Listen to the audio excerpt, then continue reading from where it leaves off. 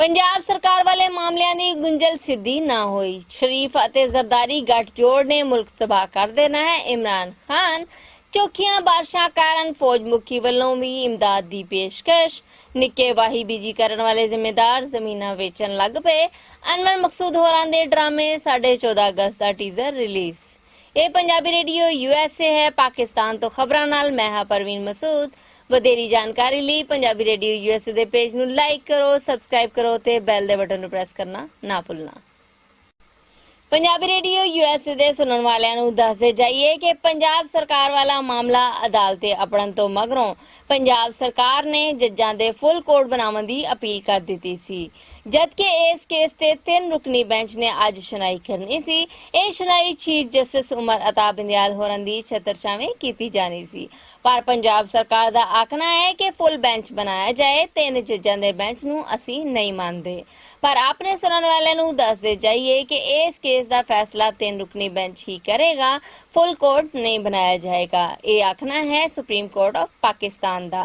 जबकि दूजे पासे सुप्रीम कोर्ट ऑफ पाकिस्तान के बाहर मीडिया नाल गलबात करदियां होइयां राणा सनाउल्ला होरां दा आखना सी कि जे फुल कोर्ट ना बनाया गया तो असीं अदालती कार्रवाई का बाईकाट करांगे। इस तो अड पीटीआई का मुतालबा सी कि जदों विचकारलियां चोणां च हमजा शहबाज होरां दी हार हो गई सी ते इन्हां नूं आपे ही इस्तीफे दे देने चाहिए सन। इहदे नाल नाल शेख रशीद होरां दा इह वी आखना है कि छेती चोणां दा ऐलान ना कीता गया ते मुल्क च फसाद वधदा जाएगा।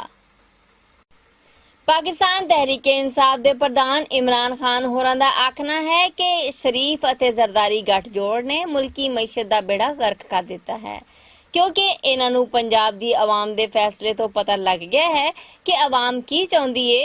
हुण इन्हां नूं इह डर है कि जिद्दां दा नतीजा विचकारलियां चोणां च आया है, आम चोणां च भी इंज दे ही नतीजे आउणगे। इस करके इह हुण गलत हथकंडियां ते उतर आए ने। इन्हां नूं बस अपनी कुर्सी दी फिक्र पई है, आवाम दी इन्हां नूं कोई परवाह नहीं ते ना ही इन्हां नूं पाकिस्तान दे हालातां दे नाल कुछ लैणा देना है। इह जो मर्जी कर लैण, आवाम ने इन्हां नूं रद्द कर दिता है। हुण ਇਹ बस अपनी कुर्सी ਨੂੰ बचाउण वास्ते आखिरी हद तक जाणगे। इन्हां नूं इस गल दी कोई फिक्र नहीं कि मुल्की मैशत दे की हाल है, गरीब आवाम दा की हाल है। लोकी भुखे मरण डे ने ते ਇਹ आवाम कोलों लुटे गए पैसे दे नाल ही मैंबरां नूं खरीदण डे ने। पाकिस्तान च चौखियां बारिशां होने कारण जिथे सरकार वालों हाई अलर्ट रहने का आख्या गया है, उथे ही फौज मुखी वालों भी आख्या गया है कि सैलाबज़दा इलाकों च सिविल इंतजामिया की मुकम्मल तौर पर मदद की जाए। मुतासरा लोगों को महफूज थावां ते अपनाउण दे नाल नाल उन्हां दे खाण पीण का भी ख्याल रखा जाए। ਇਹਦੇ ਨਾਲ ਉਹਨਾਂ ਨੂੰ ਹਰ ਤਰ੍ਹਾਂ ਦੀ ਸਹੂਲਤ ਦਿੱਤੀ ਜਾਏ ਕਿ ਉਹਨਾਂ ਦਾ ਕੋਈ ਜਾਨੀ ਜਾਂ ਮਾਲੀ ਨੁਕਸਾਨ ਨਾ ਹੋਏ। ਇਹ ਗੱਲਾਂ ਫੌਜ ਮੁਖੀ ਹੋਰਾਂ ਦੀ ਛਤਰਛਾਵੇਂ ਹੋਈ ਕੋਰ ਕਮਾਂਡਰ ਕਾਨਫਰੰਸ 'ਚ ਆਖੀਆਂ ਗਈਆਂ ਨੇ। ਇਹਦੇ ਨਾਲ ਉਹਨਾਂ ਫੌਜੀ ਜਵਾਨਾਂ ਨੂੰ ਉਹਨਾਂ ਦੀ ਵਧੀਆ ਕਾਰਕਰਦਗੀ ਤੇ ਸ਼ਾਬਾਸ਼ੀ ਵੀ ਦਿੱਤੀ ਹੈ। ਫੌਜ ਮੁਖੀ ਵੱਲੋਂ ਆਖਣਾ ਸੀ ਕਿ ਦਹਿਸ਼ਤਗਰਦੀ ਦੀ ਜੰਗ 'ਚ ਜਿੱਦਾਂ ਸਾਡੇ ਜਵਾਨਾਂ ਨੇ ਮੁਕਾਬਲਾ ਕੀਤਾ ਹੈ, ਉਹਦੀ ਮਿਸਾਲ ਪੂਰੀ ਦੁਨੀਆ 'ਚ ਨਹੀਂ ਲੱਭਦੀ। पंजाब च वाही बीजी करन दे माहरां दा आखना है कि जिथे शावां दे मुल्लां च वाधा होया है, उत्थे ही खादां अते बीआं दे मुल्लां च भी वाधा होया है। इहदे नाल पेट्रोल दे मुल्लां च वाधे ने, बाकी भी शावां दी कीमतां नूं वधा छड़िया है। पंजाब दी धरती ते बड़ी जरखेज सी, पर मुल्की मईशत ने वाही बीजी करन वालियां दे पल्ले भी कख नहीं रहन दिता। चाहिदा ते ਇਹ ਸੀ ਕਿ ਅੱਜ ਦਾ ਕਿਸਾਨ ਸਮਾਰਟ ਐਗਰੀਕਲਚਰ ਟੂਲਸ ਦਾ ਵੀ ਵਰਤਾਵਰਾ ਕਰਦਾ, ਪਰ ਵੇਖਣ 'ਚ ਇਹ ਆ ਰਿਹਾ ਹੈ ਕਿ 3-4 ਏਕੜ ਜ਼ਮੀਨ ਰੱਖਣ ਵਾਲੇ ਨਿੱਕੇ ਕਿਸਾਨ ਆਪਣੀ ਜ਼ਮੀਨ ਨੂੰ ਵੇਚੀ ਜਾਂਦੇ ਪਏ ਨੇ ਤੇ ਉਹਨਾਂ ਕੋਲੋਂ ਉਹ ਜ਼ਮੀਨਾਂ ਹਾਊਸਿੰਗ ਸੁਸਾਇਟੀ ਬਣਾਉਣ ਵਾਲੇ ਲਈ ਜਾਂਦੇ ਨੇ। ਅਫਸੋਸ ਇਸ ਗੱਲ ਦਾ ਹੈ ਕਿ ਪੰਜਾਬ ਦੀ ਧਰਤੀ ਜਿਹੜੀ ਕਿ ਸਾਰੀ ਦੁਨੀਆ 'ਚ ਆਪਣੀ ਇੱਕ ਵੱਖਰੀ ਪਛਾਣ ਰੱਖਦੀ ਸੀ, ਉਹਨੂੰ ਵੀ ਹੁਣ ਮੁਲਕ ਦੀ ਮੁਆਸ਼ੀ ਸੂਰਤ-ਹਾਲ ਕਰਕੇ ਨਜ਼ਰ ਲੱਗ ਗਈ ਹੈ।